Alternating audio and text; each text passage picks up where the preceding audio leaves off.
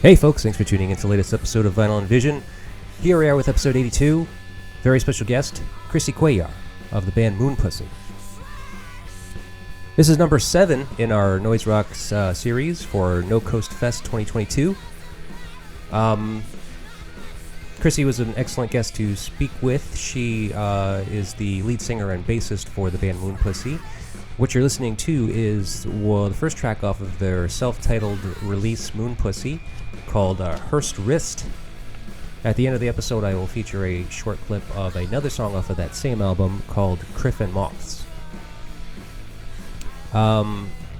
This is a really great conversation that I had with Crissy. Very involved as far as discussing the band, Moon Pussy, where they are from, what they are doing, what they have done, and what are their future plans. Also, of course, the influence of the album Fugazi's and Hits on her and her development growing up. Really great conversation. Actually kind of touches on a couple of really interesting aspects that come from the music. And yeah, it was a very, very cool discussion. If you don't have your tickets yet for No Coast Fest, time is running out. We are dwindling down to the final weeks before the festival. Links will be provided in the show notes for those tickets. We encourage you to please get those as soon as you can. Any of the all 4 days or weekend passes are still available, so go get them. Crissy and Moon Pussy are performing on the final night, Sunday night. Also still a stacked lineup with Ken Mode headlining. We hope you enjoy this conversation, and if you do, all that we ask is that you please do all the things you do with the internet: like, share, comment, subscribe, rate, review, all of those things. It helps us out greatly, and we do appreciate it. And if you'd care to help us out in more of a financial aspect, you can always go to our website, psychicstatic.net, and any purchase you make there goes towards supporting the show.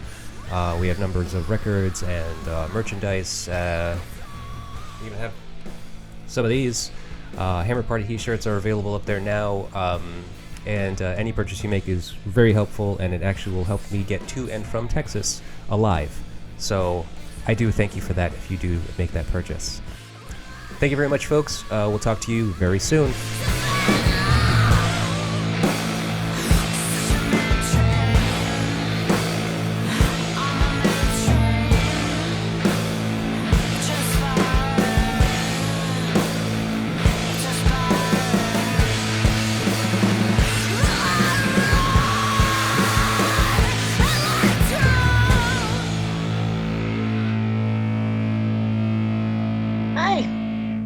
Hey, Crissy.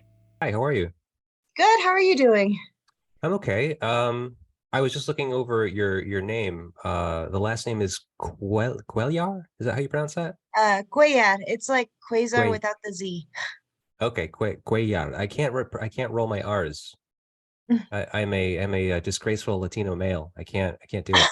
Okay. Well, there's no R rolling necessary for that name, but But that's how you said it. I mean, because I just can't. I don't have that accent. I can't do that. oh, no, that's fine. I mean, it essentially a lot of people just say Cuellar, and it works. Cuellar. Mm-hmm. Yeah, it just feels weird for me, but I know what you mean. I get it. So how are you Yeah. doing? Good. I just woke up. Oh, But, so good morning slash good evening, I guess.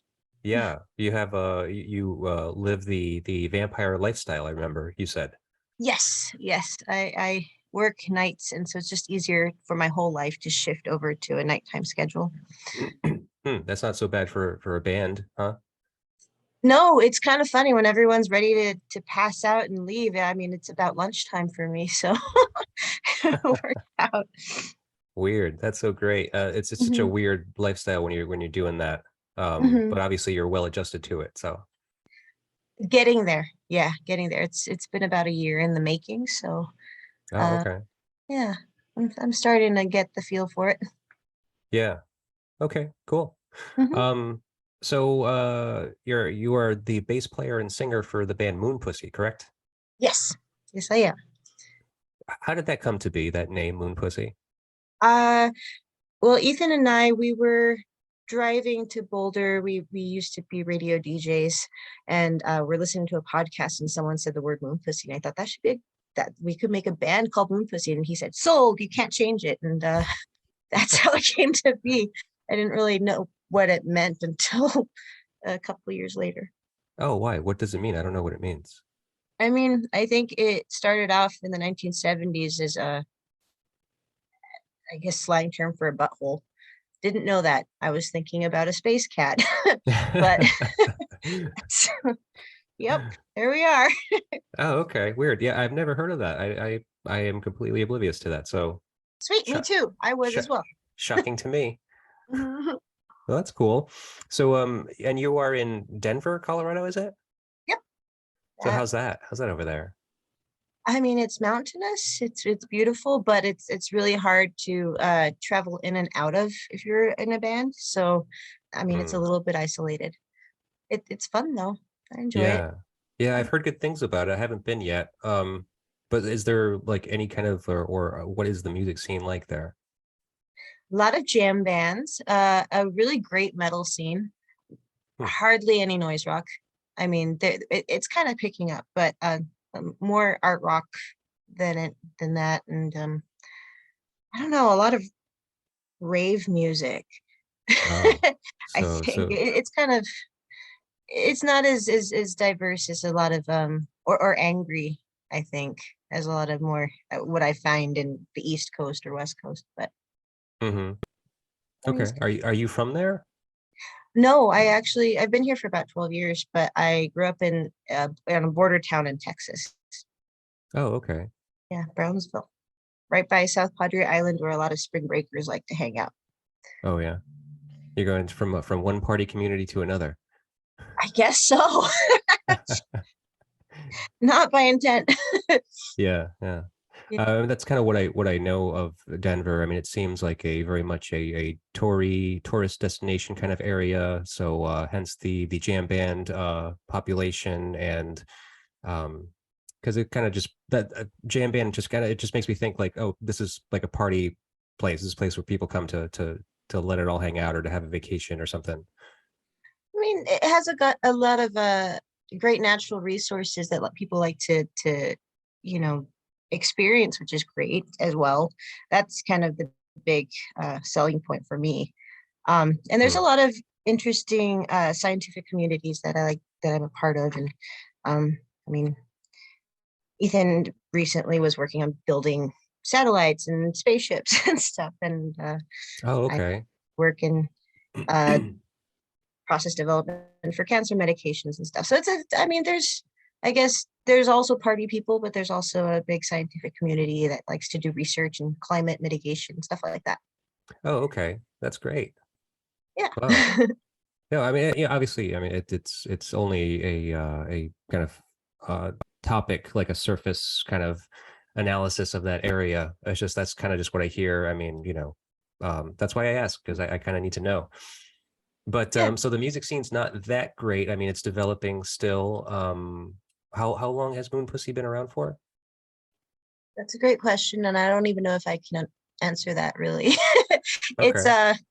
it's been a few different iterations with different people. I mean, Ethan and I have all played music together since we met. So, but I guess the first rendition of Moon Pussy, which is a bit more like a doomy band, was started about eight years ago.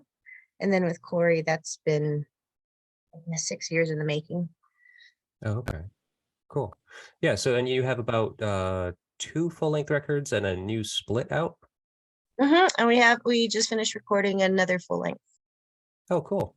Great. Pretty excited about. It's right now in Yeah. mastering with one of our buddies in Chicago. Oh, great. Cool. So you think that'll be out for probably next year, fallish, maybe? Good timing. Yeah, sure. Why not?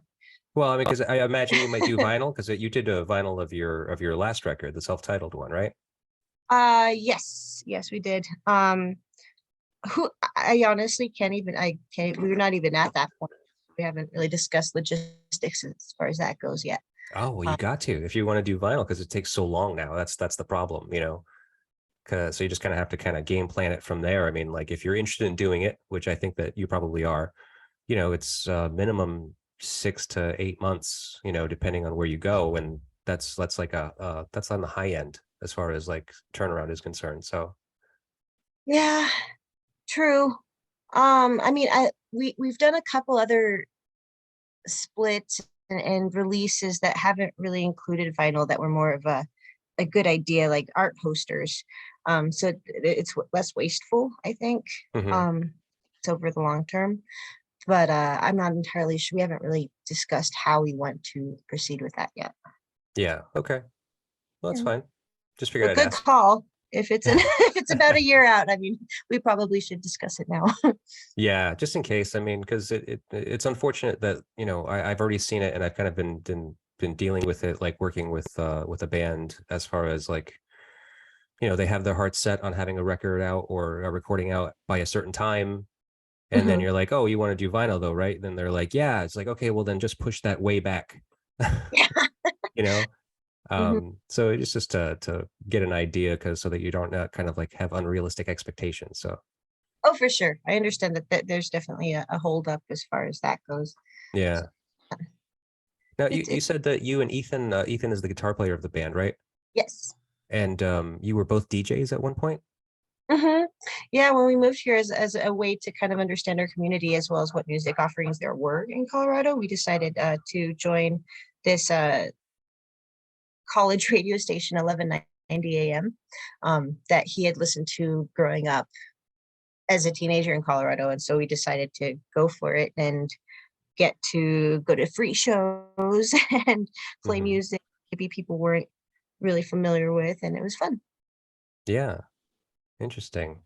um so you've kind of had a lifelong love of music, I imagine.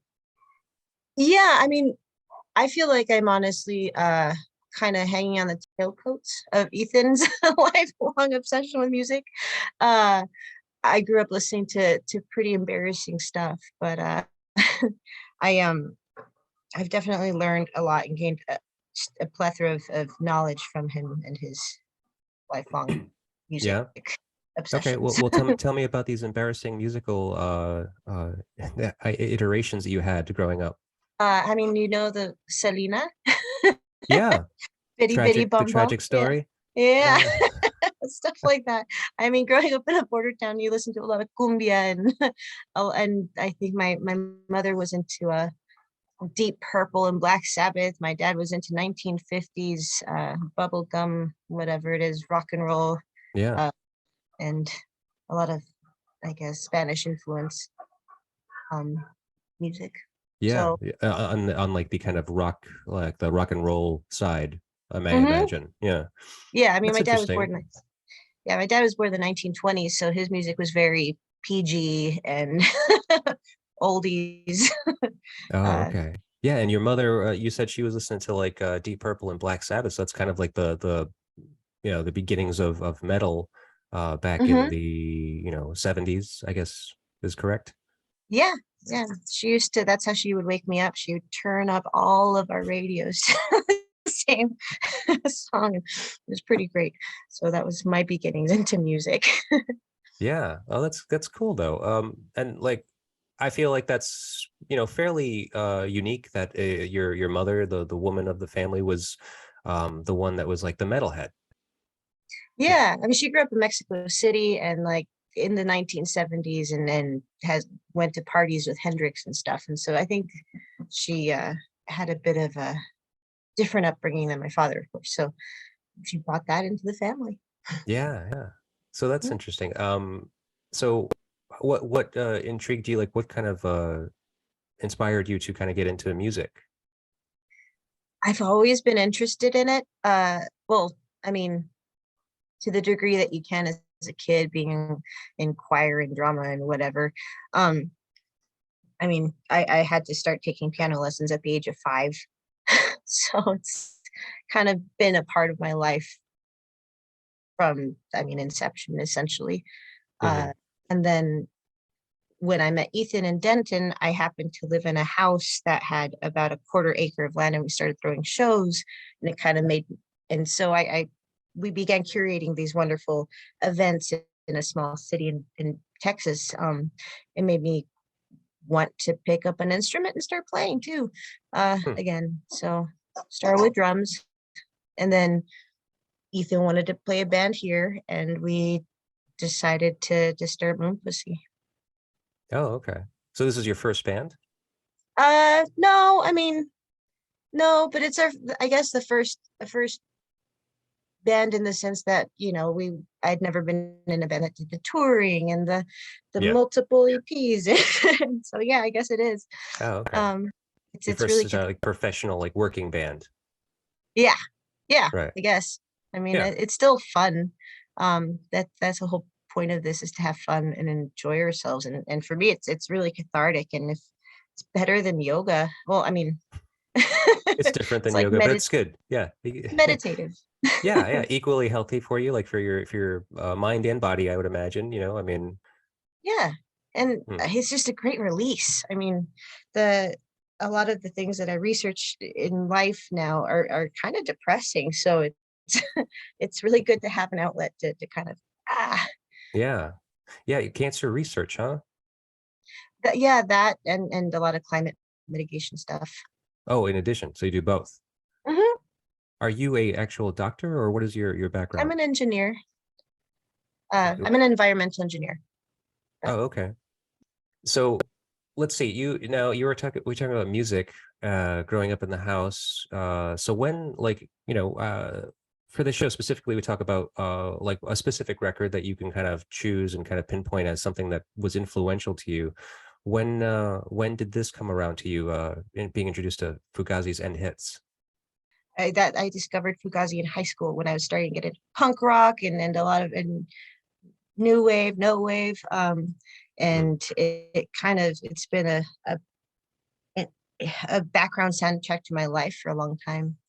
Um, mm, it's not necessarily an album that I listen to every day anymore, but I feel like it was very influential to me and to the music we played, based off the ethos of the band as a whole, and a lot of the music and lyrics inspired by social justices. And I mean, I feel like that definitely kind of motivated my lyric writing, and a lot of the weird art background stuff that we do with the band. yeah. Okay. Interesting. Because like so I've been listening to your music, and I really like it. It's obviously in the noise rock vein, which I will ask you about that as well. But as far as like saying that this album and kind of the politicism behind it, like the messaging, the activism behind it, was influential to you. Moon Pussy kind of seems like a silly band, right? I mean, like, you guys, like, the lyrics, especially for your band, are not necessarily in that same vein as Fugazi, but like No, you not at said, all. yeah, like you said, this band's about just having fun, and I can kind of feel that through the music and through the words. Hmm. So it's definitely fun and funny, and I enjoy dad jokes, and it's based on a lot of silly humor.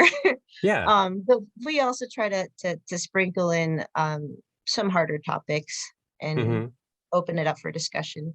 Um, and we also do a lot of shows to help to benefit nonprofit organizations here, like um I guess not since COVID started, but before, I guess before the world kind of came crashing down, we had been doing a lot of free shows to help benefit the homeless out here and stuff like that. Hmm. I'm not Okay. in any way trying to relate us to Fugazi directly like that, but there I find them as an inspiration, um, just as a whole. But Sure. I mean, that's exactly the point. I mean, like, mhm. you don't have to. And this goes with everybody I've ever spoken with on the show, based upon, one album in their life, which is, that's a hard enough question as it is. I mean, it's not like that one thing is going to be the gateway into this person's whole life. But hearing it from you now, I mean, I can see the association. I can kind of see the connection a little bit better. And to say that the new record that you are working on will have out soon. It sounds like you're saying it's a departure, so it's a little, maybe, more heavy, a little bit more geared towards meaning, than just kind of like, mindless fun. Right. Thank Yeah. you. You're so eloquent. Oh, I'm just having a good day, I guess, because it's not always like this. That's We'll fantastic. we'll see what else happens. So you said high school when you turned on to this album. What year was that? I don't want to admit that. Oh no, no. Well, so this Like album came out asking. in '98, right? Yeah, I think so. Yes. So that Right. was the year you got turned on to it, or like, did you fall like because when you got Oh no. turned on to Fugazi, were you turned on to like a different record? Was this the first one? I think it was the first album I listened to was a waiting room. Oh, okay. Um, so and then I kind of deep dived from there. Hmm. But I don't know. I'm sure that I think probably I heard them on one of those silly compilation albums that you that used to come out like Epitaph or whatever. Probably not Epitaph. I'm not sure what they were on, but Yeah, yeah, it just kind of spiraled from there. yeah. Can't tell you. I don't Okay. know. It's been Yeah, a no, that's fine. I was thinking about that myself actually earlier, and I was just like, I can't remember the first time I heard Fugazi. Like, like honestly can't think of the moment where somebody kind of gave it to me. So huh. yeah, I don't know. It's Okay. hard to say. They kind of have become like this, I don't know, this institution in our lives, I guess, in a way. Like it's kind of hard to say when they first kind of creeped in. For sure. But they've always kind of been there too, huh? Yeah, I mean, I It's always go great. back to it. It's always like a joy to put one of their records on, even if it's just like not my favorite one of theirs. Like I didn't know this one very well. Like I've definitely listened to it in the past, and I definitely I've never owned a copy of it, but especially doing research because I've covered Fugazi before, and I mean every album's great. I mean they don't have a bad album. No, no. And they put so much heart and soul into to each one. It's impressive. Yeah. And And you then know, the integrity behind everything, like everything that they do. Like I was just kind of catching up on the instrument documentary a little while ago, and it's just like they're just so righteous and like you're just pure. yeah, and the great people. I At the start of the pandemic, Joe Lally started offering bass lessons and I took some. And he's just the nicest guy. Um Yeah. and Wow. so humble. It's awesome. But Right. Yeah, I've heard that they're all very approachable. Like, essentially, if I mean anyone that's ever been a fan of anything Discord has put out over the years, if you ever wrote to, Ian, he would probably write you back. mhm, yeah, So, yeah, that's great. Good wild. people. Um, so let's see. So this album, this one is not one of their most popular, I guess. I guess it's kind of like under debate. Critics sometimes kind of overlook this one. What was it about this record to you that you think maybe had such an impact on you? Well, that was one of the reasons I picked it. I was having a lot of trouble finding an album, and I knew that I wanted Fugazi, but I wanted something that maybe wasn't uh, highly praised as Hmm. much. But after I Wikipedia'd it in preparation, Uh-huh. not that that's a great source of info, but I read that as well and had seen how they had pieced together this album. And this is one, I think, the only album where they all sing in it, which is kind of wild. Oh, Um, yeah, and used a lot of background sampling from bizarre objects. I thought that was pretty neat. I mean, I don't know if you've seen Ethan's guitar. I could probably grab it and show it to you, but he uses an onboard theremin. oh, He okay. builds his own guitars, and so that's a lot of the weird screeching sounds that we make in our music. And I so I see. wanted to try to relate that in some way. I don't know. It was Hmm. picked Okay. it. Um, and I don't know. I've listened to that album a lot in the past and thought it was something I could actually maybe speak about. Yeah, yeah. Okay. Well, so this album, I would not consider, I don't think anyone would consider this record to be noise rock. No, But so what is your experience with noise rock? other than someone telling us that we are noise rock. So that was uh, organic? I mean, that was just completely just the way that your band created music. There was no intention to be like a noise rock band. I mean, like we just put stuff together, and I mean, what came out was what came out. I Right. don't think any plan. Essentially it was just three friends having fun and wanting to play music together. However, it ended up. We have some really slow stuff too that I don't think would qualify as noise rock, but it's I we kind of ended up on the no coast circuit because of Jeff and Ethan having been friends for 30 something years. Mm. And that was essentially my introduction, getting to meet all these cool people that played all this awesome music that was heavy and fast and weird. And I mean, that kind of Yeah.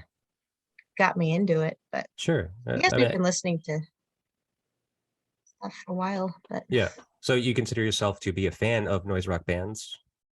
sure, yeah, definitely. Okay. And Yeah. what do you like? What is your personal opinion on what noise rock is? That's a great question. It's the I would, stumper. It's the stumper for is it a everybody. stumper? Well, I mean, everyone has actually come up with a really great answer, and some of them share, so similar ideas, but some people kind of come up with some pretty amazing idea of like what it means to them, because it's a very specific and personal thing, I think. Good call.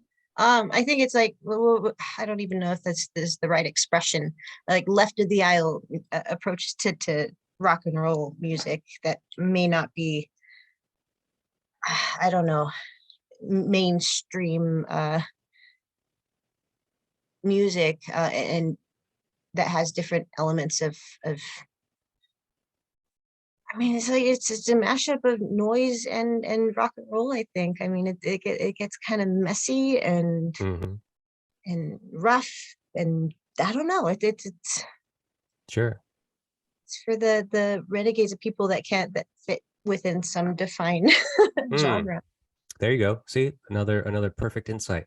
I've been hearing, because I've had a number of these conversations already. In addition to the kind of disharmony melodically, obviously like a lot of screaming, a lot of like non-traditional vocals. Um, you get an element of chaos. Oh yeah, Yeah, that's definitely a part of it. right. So I mean, and that's something that I've never thought about personally when thinking about this genre, but that kind of gets brought up in one way or another, and I could kind of see that that's kind of what you were right there on the tip of that, like saying chaos. But weirdness in general, I mean, like a lot of weird, just crazy elements kind of combined, because that's the beautiful part about kind of doing a little bit of this series and talking with some of the bands that are on the bill for No Coast Fest 2022 this year, because they're all so different. I mean, I've been listening to a good portion of like the bands that are on the bills of all four nights, and it's a pretty wide array. Hmm. Yeah, I mean, Jeff is an awesome curator and has, I mean, picked out each one of them. I don't know. I don't know how he does it, but Yeah, no, I mean, I mean, he seems to be encyclopedic in his like knowledge of bands, and that's actually why I was really intimidated to talk with him, because I've been having these conversations with the bands and trying to get into the brains of like these people that make the music, and he also is a musician and has been in these bands, and I was afraid he was going to be like the weird like kind of like gatekeeper, um just like really hard to talk to, and like just kind of like full of himself because he knows everything about noise rock, and absolutely not. He's absolutely the most like sweet and like kind person, and just very just I don't know, just kind and generous, it seems. I mean, obviously doing something like this, which is a labor of love, and putting a festival like this together with all these bands, and bringing all these people together from around the world now, it's outstanding. It's outstanding work. I completely agree. Yeah, He, and you've done it before. You've done it twice now, right? yeah, we somehow managed to slip between the cracks and get ourselves in each one. Yeah, he's a fantastic guy, and going on tour with him is fun too. Oh, you've been on tour with them. Okay. Hmm. What with white drugs or Horries. Horries? Oh, yes. Mm-hmm. Yeah, Um, it was fun. but that's great. So what is your plan to get to No Coast now this year? Driving. Well, I mean, are you touring or you're gonna tour to get uh, down there, or are you just kind of doing a one-off? we're gonna play a couple of shows. Might as well be a one-off because I want to. We want to be there for all 3 days. So we made it a point to just play a couple shows and then just be there for the rest of it. Oh, okay. Yeah, so it's more like shows on our way down, and that's about it. Oh, and then you're just gonna hang. Hmm. Yeah, Cool. my mother's coming. Really? Yeah, She's still a rock and roller? no, big time. She loves Mets, and she's really Oh, excited about Tropical Fuck Storm. It's pretty oh, funny. cool. That's Yeah. great. Oh, that's so wonderful. I was because I was wondering about her because you know how you mentioned her and she obviously was an influence on you and or at an early age, introducing you to a lot of like kind of crazy rock music. Hmm. So I think we'll talk about her in a little bit. Actually, we should probably just get into this album a little bit. Okay, let's do it. All right. So the first song is "Break." Yeah. The song, for the most part, has no words. I mean, there's just a very brief, like one verse thing, kind of. Hmm. Um, but yeah, the music for this song as an introduction to the album is pretty great, and I think it's kind of partially why this record was kind of criticized the way it was when it came out because it wasn't traditional post-hardcore like Fugazi was known for. Right, right. They kind of went into to softer and more, I guess, diverse instrumentation. I don't know. Maybe that's not true, but No, it, I think you're right. I think you're right by that. At least kind of method, like maybe recording methods that seems that they were experimenting with sound and texture in general. There was a lot of like as I think you had already said it was like sampling, a lot of like kind of I think they used drum triggers or they did something with the drums. They did drum machines, right? yeah, Or they used a yeah, drum machine and then would play drums over it to kind of add maybe. that organic feel to it. Hmm. Yeah. Yeah, and then just like the weird stuff, like like I was saying about the piano coming in, is just like I guess Ian is kind of known for writing on piano a lot, but has never really used it in the music up until like this point. So that's kind of an interesting thing. And I also read that they were recording very quietly,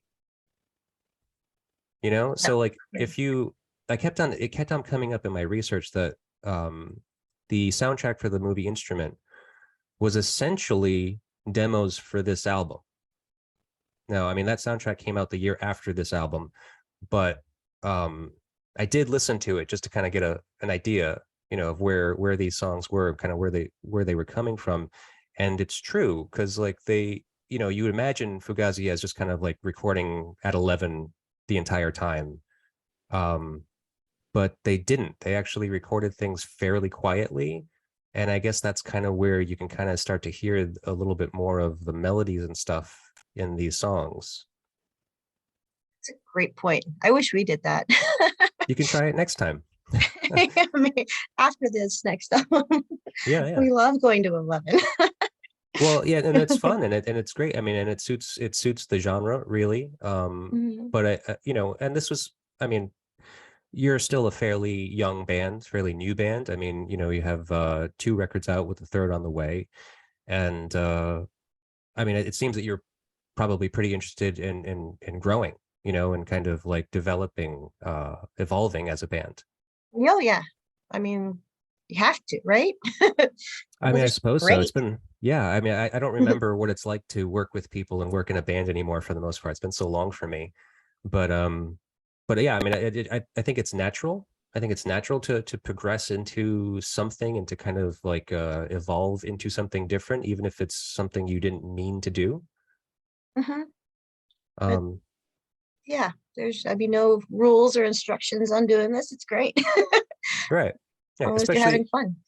yeah, and especially being noise rock because it seems that you can get away with a lot of stuff being in a noise rock band.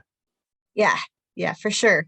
There's a lot more experimentation that you can do. It's great. Yeah.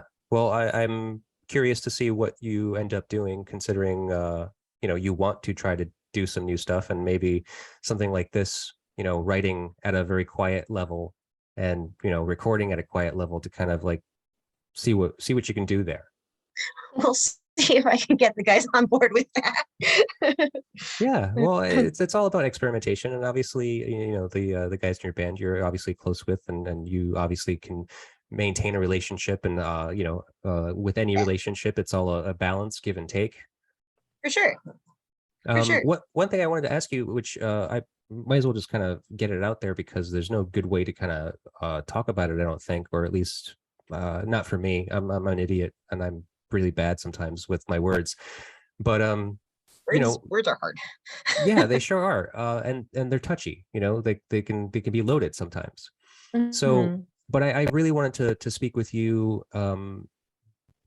because you are a woman, and I'm curious about what it's like to be a woman in the noise rock scene, because I haven't spoken to anyone yet, that any women or people that identify as women in the noise rock scene yet.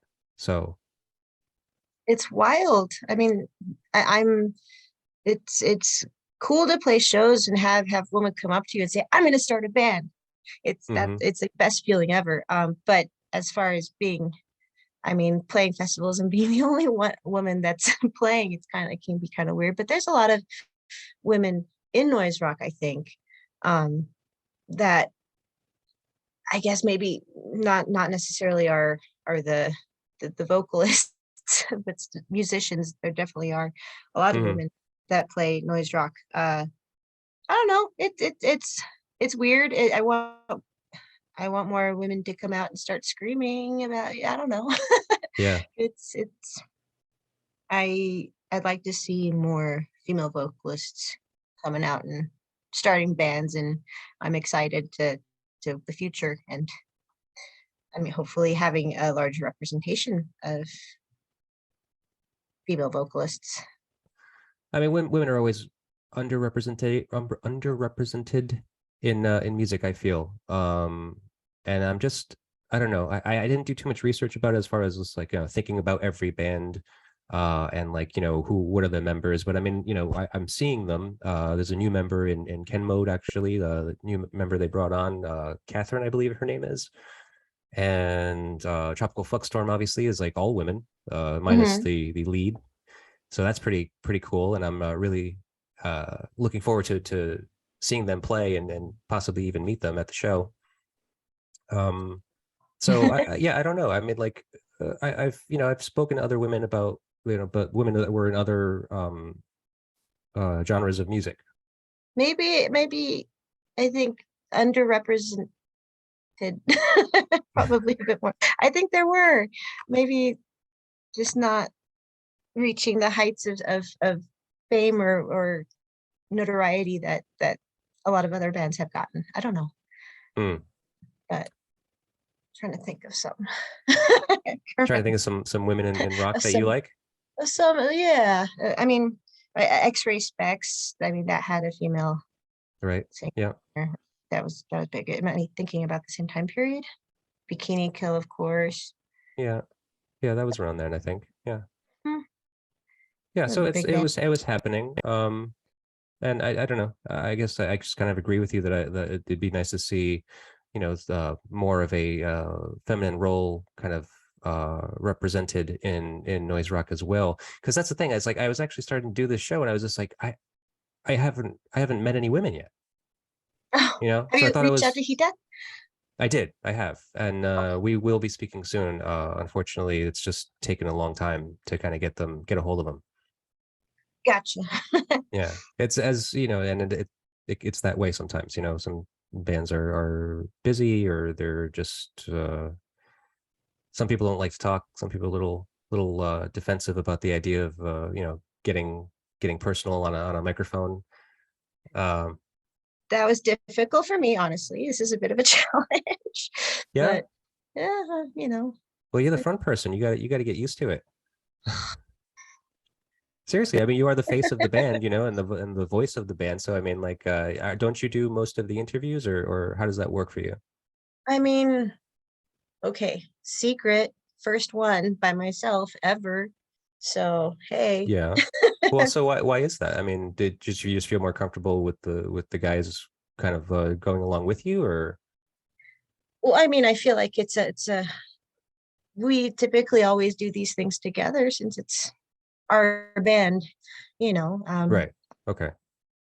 And Ethan can talk about music a lot more clearly and succinctly than I can. Uh, and Corey has a completely different background with his interest in hip hop and more beat driven music, and so they have Mm. a lot of other interesting points to bring to the table. So Right. Okay. generally, And that's completely fine. I understand that. A leader of the band, like the front person, the person that's doing the vocals, is typically what most people will look to as the front person. You know, in a way. I know you play bass as well, so it's not like you're just the singer, but you know, that carries a certain amount of weight to it. So I like that you're saying that, well, you're a band, and so it's not your band, it's everybody's band. It's everyone in the yeah, group's band. we're all the front people. Yeah, you all like have a equal interest in the band. I'm talking about this like I'm talking about real estate. Um but I know I know what you mean. And actually that kind of pertains to Fugazi, because they as well are like, you know, a unit. It's not like it's Ian's band, it's not that it's Guy's band, it's all of them. They all mean like it's not that band, it's not Fugazi if it's not all of them. Right, right. Okay. All right. I just like to speak to one person though. It's just a lot easier for me. I mean, that makes sense. I think we probably annoy people, all of our answers. Uh, It just becomes harder. It's just more difficult to, you know, keep to a time frame and try to incorporate everyone, try to make sure that nobody's left out, nobody's like, you know, everybody gets an opportunity to say something. So fair. That's fair. well, we can just move on to the next song, I think. Sure. Place Position. God, I love this band. Right? Such good Right. grooves. Mm-hmm. I mean, you kind of just have to start dancing to it. It's Yeah. thick. Have you ever seen them play? No, Oh, okay. never. Yeah, me neither. I know. Bummer. Uh, right? One of the saddest things, being I'm allowed to holding. go to shows. You weren't allowed to go to shows? I mean, when you're young, also growing up in the complete opposite part of the United States, I I Mm-hmm. don't think I've ever been allowed to go see Fugazi, much less travel to see them. But Oh, okay. back then, while they're still operating. Yeah, I'm still kind of holding out hope, because like everything that I keep on hearing about them is that they are on this just hiatus. And like I'm just and like even an interview with Ian and Guy that I heard recently, like they said how like they just kind of like dropped these little like Easter eggs. They've just been like, yeah, well, we still jam. We still like play. So it's like, so why not put a record out? Why not like you know, like do a show maybe here or there, you know, something. So I'm like holding out hope that they are actually going to one day like reunite, and not maybe necessarily do like a tour, but like at least maybe put a new record out. Hmm. That'd be awesome. I Yeah. mean, I can only assume that they're continuing to play and stuff is because they're friends and they're doing it for them. And I can't, Hmm. you know, you Even have to, more reasons, just like, well, why haven't you guys just done it? Like, why the hiatus? Why this like reach this point where like you don't want to continue? It's weird. yeah. I mean, they all have have other projects that they're working on, maybe It's that, true. Yeah. you know, But if they're still jamming together, it's like, 'cause they enjoy it, I bet. I mean, if you're in Fugazi, you're not going to want to stop, I I guess would not. think. Yeah, that's what I think. But then at the same time, they do this indefinite hiatus. So I don't know. I'm just holding out hope. I think one day maybe they're going to do it, which I would be hope cool. so. I'll hold Yeah. out hope with you. Okay. So this song, Place Position. I was reading about this song, like, and so I went to one of those like song meanings websites, and somebody wrote in and with their idea of what this song means. And what they said was, where you are or where you're from is purely a matter of chance. Therefore, there's no such thing as home.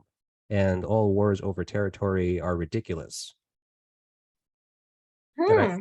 that seems pretty relevant. And I think that, speaking of Fugazi's kind of like ideology, it seems like that works out. That could be the case for this song. And it brings up an interesting point because I was just wondering, like, how lucky do you feel to be where you are now? Very ridiculously, right? I mean, how lucky do Sure. you? Well, I mean, I do feel very lucky. I mean, I'm from an immigrant background. I'm first generation United States citizen, Oh, wow. and I'm Okay. the only one. Like, actually, even my brothers are immigrants. So That's definitely lucky. yeah. I mean, so we all live here now, and we all are citizens. Mhm. They are all citizens, and I was born that way. But um, I mean, nothing against the country where my parents are from. I mean, it's a beautiful place, and I love to visit. But I think it's weird that I ended up here in Rhode Island, of all places, of all the places that we could have ended up. Um, so how did you end up in Colorado? School. School mainly. Hmm. And Ethan, he decided to go back home and I decided to go with him. Okay. But yeah, I mean I definitely feel really lucky to be able to go to the mountains on a weekend if I feel like it. And it's beautiful out here. It's kind of what motivated me to want to study environmental related things and focus more on promoting, I guess, the increased lifespan of our planet. Um, but yeah, I am. I don't think I'm not first generation. My father's was born in Brownsville, which is where I'm from. My mother's from Hmm. Mexico City, so um, I definitely feel like I grew up with a lot of awesome tools to be able to live and be here now, and it's awesome. Hmm. Um, Oh, well, so you have a Mexican descent, is it? and Spanish, I guess Hispanic, both. Yeah. Yeah. Okay. So I don't know. Did you feel like that was like a kind of a point of contrition, like growing up, like as a kid, and I mean, no, not really, just because I was in this isolated bubble growing up in a border town, so everyone had similar complexions to me, although I was a oh bit right, yeah, darker Texas, and right? yeah, and on the border. But that place in general, I mean, being run by cartels and having a lot of, it's definitely a very uh, poor city. Hmm. So I was lucky to be able to, learn and grow and move. Right. Although that's, I think, probably one of the issues with it continuing to be the way that it um, is that a lot of people will leave. Um, Hmm. I don't know. Um, but yeah, listening to this song and reading the lyrics, and all origins are accidental. You've got no papers and no roads lead home anymore. That's pretty. That that that explains a lot. Mm. Yeah, I think so. I mean, and that yeah, that's a pretty good one. I don't actually have the lyrics in front of me right now, but yeah, I think that something like that was kind of like what pulled that out of me as far as finding what this song means. hmm I mean, one of our songs that we wrote recently called "Ice" was kind of a kickback to the how the U.S. is handling immigration policy current, or at least had been in the past few years. I think it's still going on. Hmm. Um, and one of the big spots where they are holding people and refusing to let them go, and one of that biggest ICE detention camps is right near my hometown, which is really upsetting. So Mm. um, yeah, so I mean, I can feel that there are definitely some issues with the luxury of being able to be here without or anywhere really without having to to prove that you deserve to exist. Mm-hmm. Okay. Well, this whole thing is going to actually relay into the next song, Recap Modotti. Mm-hmm. I don't know if I said that right. um, but similar theme actually to the previous song.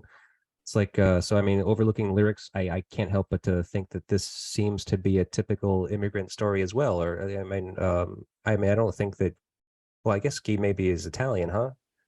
I think so. So I don't know his history though. I don't know if what as far as his family's immigration into the United States is concerned. I guess maybe he has some experience with that, but I'm only speculating. I have no idea. But so in the song, typical immigrant story, someone leaving their home to provide for their family back home, only to be deceived by the American dream, is essentially the way I take it. Yeah, that's a great synopsis of it. But so considering Recap Modotti, if that's how you pronounce that, is similar to the kind of discussion we just had about place position, I'm just going to skip that one and Okay. move on to the next song, No Surprise. But No Surprise, just face value of this song being the title No Surprise. Was it no surprise you were asked to join No Coast again this year? I mean, we kind of always essentially beg Jeff to let us, so no, not really. Oh, so you were seeking it out because I mean, like we said before, you already did 2 years of No Coast. Yeah, I think we kind of just, I mean, he asked us this year, but it was kind of one of those, we've done it every year. There's no way we miss it either way, as participants or as show goers. So Hmm. I'm I'm happy, I'm lucky, and grateful to be able to Okay. do it again. Yeah. Mhm. All right. Yeah. No, it's wonderful. I mean, I'm really looking forward to it. It's going to be my first year, and Ooh, yeah, I will be there for the first 2 days. It seems. It looks like we unfortunately have to move on to Austin for the last 2 days. okay. I hear that's going to be really fun too. Yeah. Um, I have no idea what to expect. It's all going to be a massive surprise. awesome. Well, we'll see you there then. Yeah. Yeah. I'm looking forward to it, and meeting your mother especially. It'll be pleasant. That'll be great. Yeah. So moving on to the next song, Five Corporations. Hmm. Fairly evident to be Ian's disdain with corporate greed. That's I hopefully a lot of people's disdain at this point. Right. Uh, you know, yeah, uh, I agree with all of this. Yeah. Um, Yeah. Are you looking over the lyrics right now? yeah, I Okay. am. Good. Good. A I don't lot of have it. them. I mean, clusterfuck theory, buy them up and shut them down, then repeat in every town. Every town will be the same. This one's ours. Let's take another. Five corporations. There's a pattern. Gentrification. I don't know. It just it's kind of what's happening everywhere, right? Yeah. And Yeah. we're building out all these crazy condominiums that will last maybe 5-10 years before they have to be torn down again or turn into Section 8 housing, which to begin with doesn't make any sense since no one can afford to live anywhere anymore. It's Mm, weird. So I right. Right. agree. Do you have an idea of why it's five corporations specifically? I don't. Okay. I mean, I would think I'm sure he has like specifics in mind. Right. Uh, Right. But he never comes out and says it. So I just didn't know if like there was maybe there's a better understanding of why it's specifically five corporations. Because I mean, it could have been two, three, whatever. I don't know. I'm gonna have to look this up later. Okay. All right. But I mean, so obviously, I mean, like my question was going to be for you, and obviously you kind of already answered it. It was like, are you sympathetic to the dissatisfaction of corporations, Yeah. corporate greed, all that I stuff? it's so I don't, yeah, we tear it down. I don't Yeah. know. I think that's kind of why we are involved in noise rock music, actually, because one of the other questions I kind of was coming up with and kind of like hitting a wall with multiple guests that I've been speaking with is kind of the idea of noise rock music being kind of possibly um, this new movement, kind of like what grunge was in the 90s, because it seems like it's taking off more. It seems like it's a little bit more accessible. It's a little bit more readily available. So with accessibility comes the idea is it's like, can a noise rock band actually succeed in crossing over into mainstream? Yeah, I mean, a lot of this is DIY to begin with, and uh, I think that there's an just even more of a need and I guess a disgruntled uh,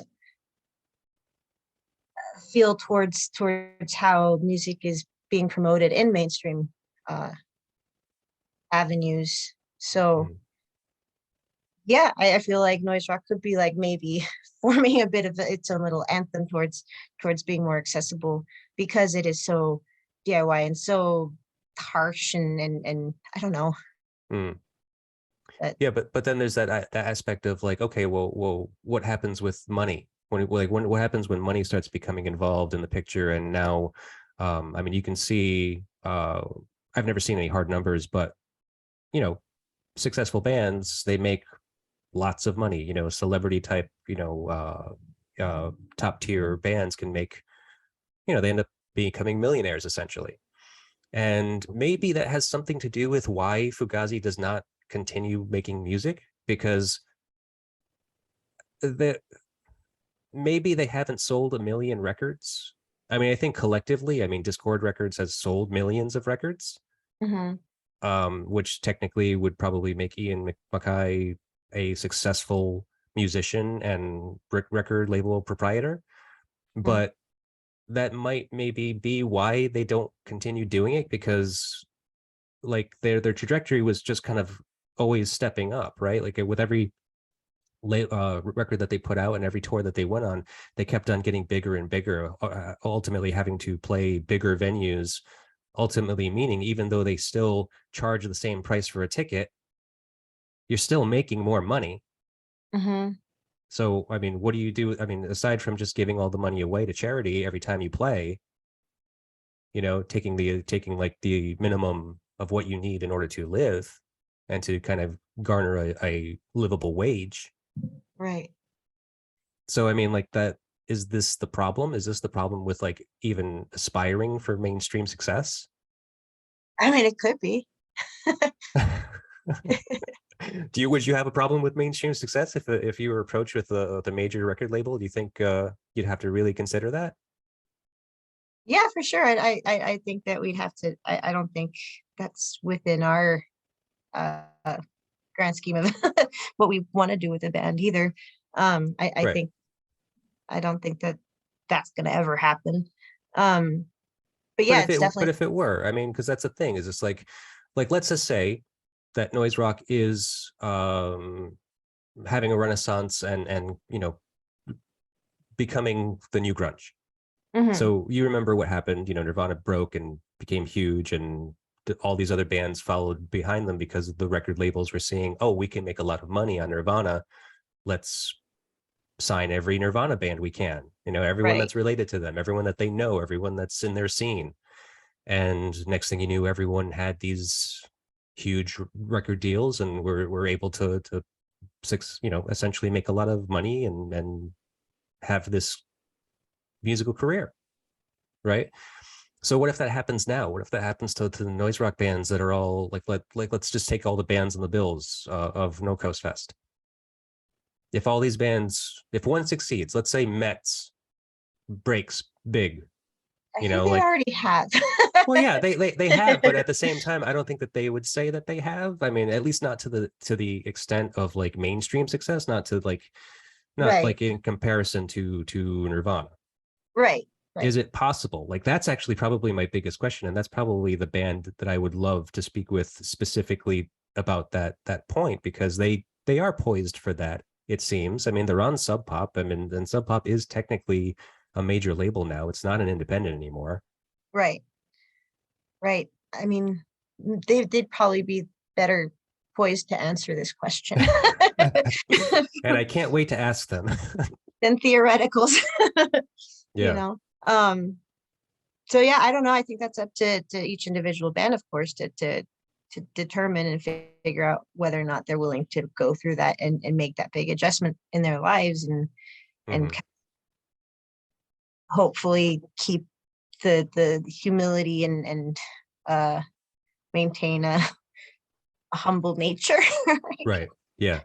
Yeah. I mean, here's hoping. I mean, they're nice guys. I actually have met Mets, and they are sweet people. They're super nice. Yeah. Yeah. No, I have no ill will. They're so cool. Yeah, they've earned everything that they get. Absolutely. For sure. I made them tamales once. Oh yeah? Mm-hmm. That's cool. Yeah, we got to play a show with them and brought them cookies and tamales. Oh man, that's the best thing when you're in a band, right? Like people just treating you well.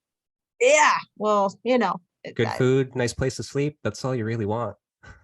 I'm hoping that catches on in the US. I know that in Europe or so I hear, it's a big thing for touring bands that people will house them and feed them, and that's kind of part of it.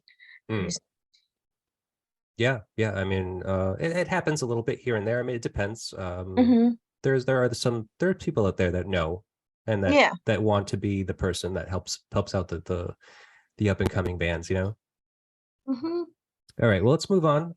Move on to the next song, Caustic Acrostic. So from what I could gather, from actually just kind of taking the definitions of the words acoustic and acrostic, caustic meaning sarcastic or biting, and acrostic being a poem written where the first letter of each line spells out a word or words. Oh. Yeah. That's what acrostic meant. Yeah, it's a type of poem, I guess. So the names of your songs are pretty funny, which we were talking about before, and but are there any deeper meanings behind any of them? Not initially. Let me, I don't even remember what. I think a lot of them we kind of kept just because when forming the songs, and we just came up with random words and decided to keep them on the album, even if they had no meaning or didn't actually match up with what the lyrics were. I think like Band Pony being one of them. We decided to call it Band Pony because that was just the fill-in name while we were writing it. Okay. But that's also on Corporate Greed. Oh, okay. Yeah, so it's just a bit different. Yeah, I think we just like funny names. And kind of with it for that album. Yeah. Okay. Well, but the new one you're saying might be a little bit more I don't know, lyrically meaty. Lyrically meaty, probably a little more intentional. Right. Yeah. Hurt Wrist. Okay. Ethan broke his wrist and we call it Hurt Wrist. Oh, there you go. Yeah. And even though it has nothing to do with the hurt wrist. Yeah. C riff, Corey riff. That's one. Oh, okay. Yeah. Oh, there I say a little Easter eggs in there. Yeah, I guess. You just gotta get to know the band really well. That's all. That's it. Yep. All right. Well, then let's move on to. I was gonna skip closed captioned. I was gonna skip Floating Boy. So the other song is Foreman's Dog. So this one's weird. My best guess of this one is that it seems to depict at least during one verse, the disgust of police brutality, specifically kind of being televised through things like the show Cops. That's a fair assessment. Yeah, I mean, I can't figure out the first verse too well, but I imagine it must have something to do with kind of tying into that.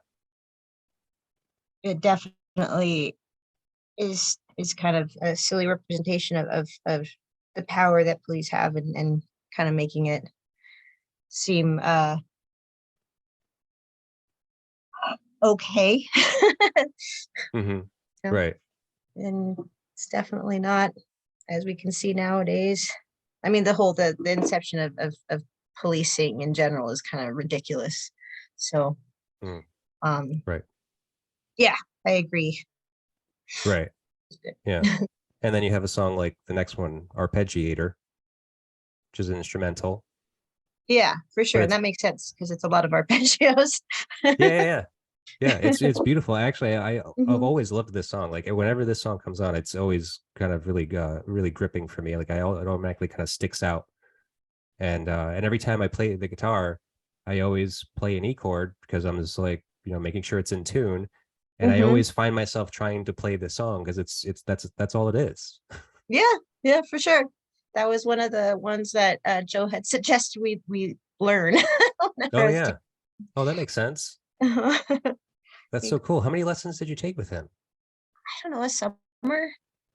A I mean, as summer? long a summer, yeah, when everyone kind of got laid off, I decided to use a lot of these government dollars. Oh, cool. Get someone fun to try to teach me something. Yeah. Well, what do you think you pulled away from that lesson, those lessons? I ended up getting a tabla box from India, which was something that they used in a lot of in a lot of their songwriting. A And tabla box? yeah, What is a um, tabla box? It sounds tabla box. familiar. It's a box that has these different, I guess, time structures based off Indian tablas. So Okay. not 4/4. It's just, but it's a repetitive beat. Um, Hmm. and it kind of creates some really weird timings, and it's fun. Um, Oh, okay. So a yeah. tabla box is not an instrument. No, I mean it could be. Yeah, you could sample it and use it. But it kind of creates a rhythm, I guess, Okay. which is outside of what we typically see in Western music. It's All fun. right. You can get one. It's great. Okay. All right. I'll have to look it up. Hmm. Um, Next song, Guilford Fall. Okay. So this is an interesting one, and this is kind of possibly a touchy one because from what I gather, this is one of the only songs I've ever read of theirs. Looking over the lyrics, where I feel like the lyrics are fairly obvious and fairly straightforward. Um, so essentially, it seems that this song is about uh, someone with anorexia. I mean, and it sounds like the speaker, in this case, the singer Guy, is kind of just pointing that out. It's not really mincing words there. No, no, it's not. I mean, all right, you see your programmatic mind surrenders appetite and you crash yourself all over the place, snake ingest 40 times their body weight. But you emaciate, you crash your shit all over the place. Now open your mouth.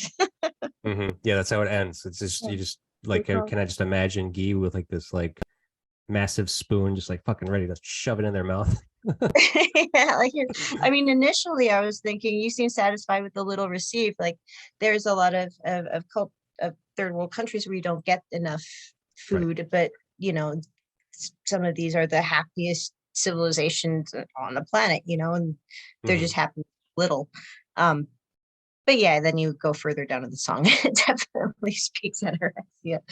Uh, so yeah, I mean, it's definitely pretty straightforward there. Hmm. I mean, I guess as a musician, as a writer, you just kind of write whatever you think about, whatever is on your mind. And if you know somebody that is suffering from that disease, maybe Mm, this is the way you express yourself about it. for sure. I mean, that's where these things come from, right? Right. Right. I know that you were talking about the new album and being kind of a little bit more deliberate with your words. Is there anything that kind of struck you that maybe was a little uncommon musically for you to tackle on the new record? I don't think so. No, nothing. I mean, we kind of dealt. We're getting slower, but we've always kind of had. We like to go slow sometimes, so I don't know. I Hmm. don't think I can answer that really. So like the I don't think. feel of the music is a little bit more progressive in the sense where like, you're willing to change it up and kind of instead of just blaring everything out at 11 and kind of like having this very noisy sense, you're trying to maybe work with a little bit more melody and kind of even tempo. What? Yeah, Okay. for sure. All right. Well, that's good. That's cool. I mean, looking forward to hearing it in that case. So all I have in closing is that I have found this blurb from punkanduse.org. That says that End Hits was an album that didn't get the appreciation that it deserved. It really did belong up there with what were considered Fugazi's classic albums. They touched upon some really weird and cool experimentation and really pushed their sound in some songs, while others were some awesome and hard-hitting hardcore anthems. It's even arguable that it is one of the best records to come out of the late 90s. So now we've already been talking about that you already have a new record. Um, but so I was kind of curious, do you think about the direction that you'll head, or do you wait for the creative process to show you the path? I think it's the latter. I Yeah. don't. I mean, again, we're having fun, and we're just trying to push ourselves a little more every day. Hmm. uh, that's about as far ahead thinking that we go. I mean, it's not as long as we're enjoying it. What comes out is from our interactions and just enjoying playing music together. So it's not. We don't really have a trajectory. Right, right. And so now you're not even really thinking about it. I know that like with us speaking about this tonight and specifically kind of speaking about this record, we've kind of tackled some ideas that maybe it seemed like were foreign to you as far as it's like, oh, well, like, oh, maybe we can do something like that, with our music. It's just like, do you think that you will think about that more now, or just still just take it wherever it comes from?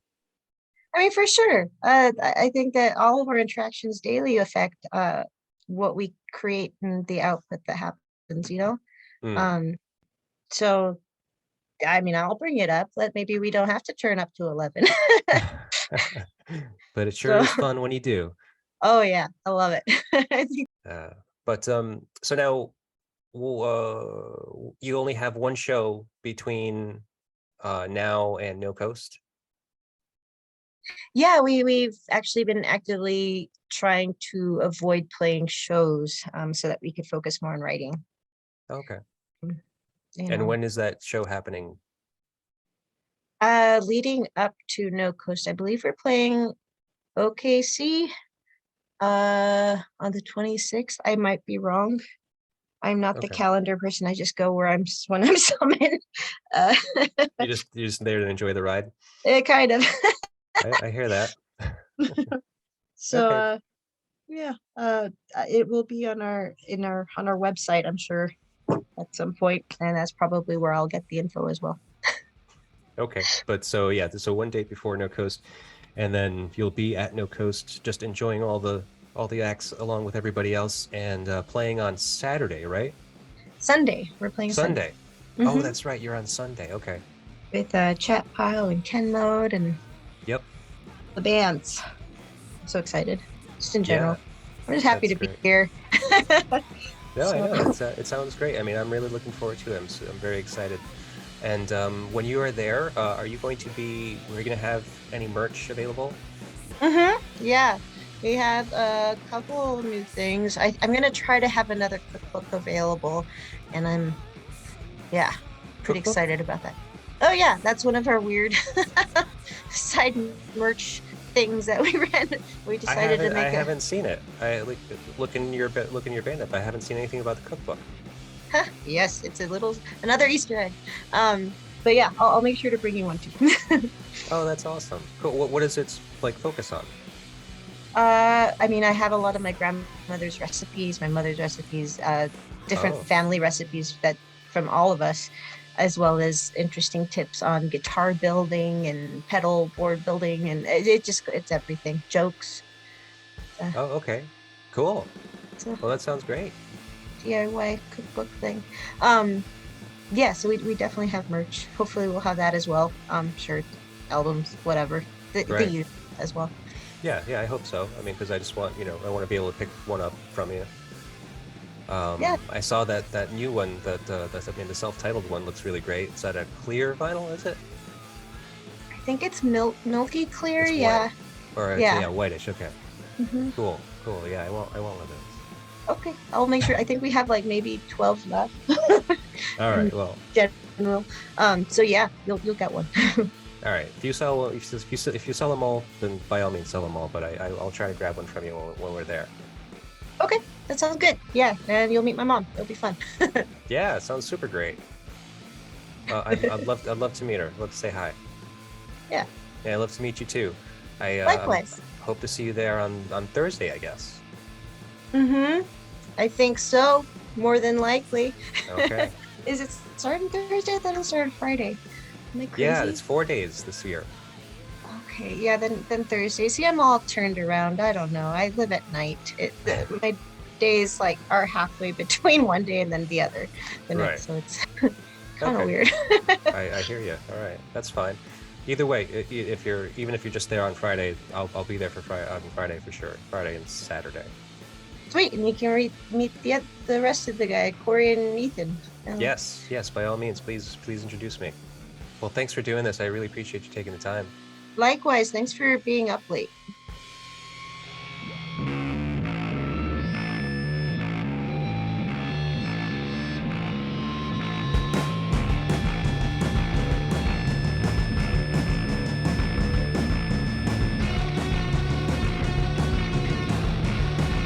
Vinyl and Vision is a Psychic Static production. Theme song written and performed by Jeff Robbins of 123 Astronaut.